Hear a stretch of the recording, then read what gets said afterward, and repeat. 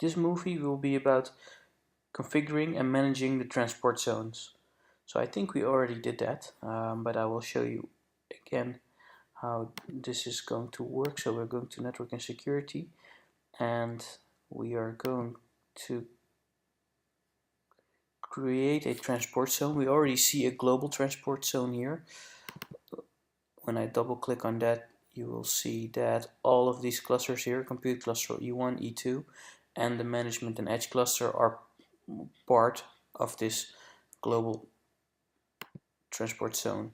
So we're going to create a new one, and right now I'm just going to create a compute transport zone.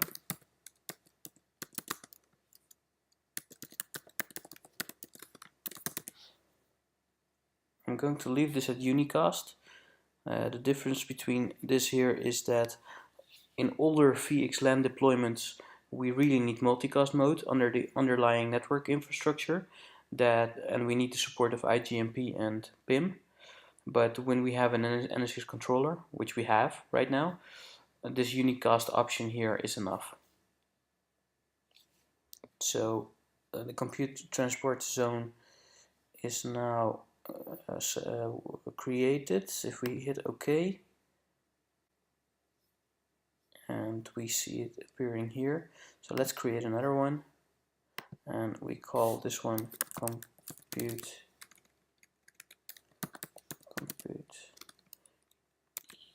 E1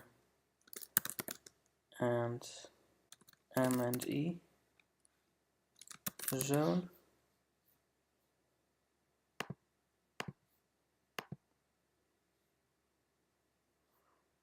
And let's create a last one.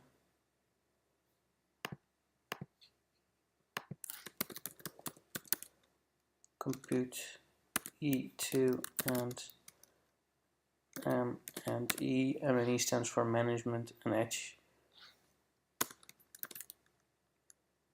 zone.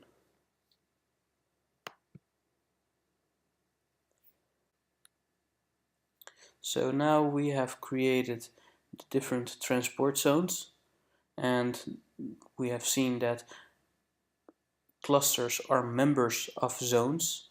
So and we will see later on that logical switches are bound to specific transport zones. We can also remove a cluster from a transport zone.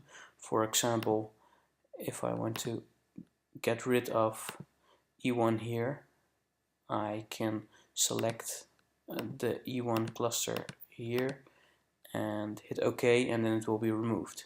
So let's try to do that.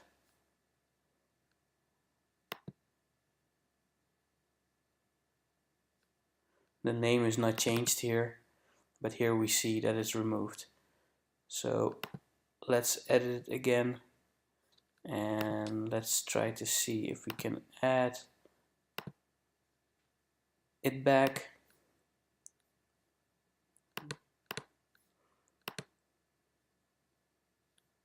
And here we see that we added it back.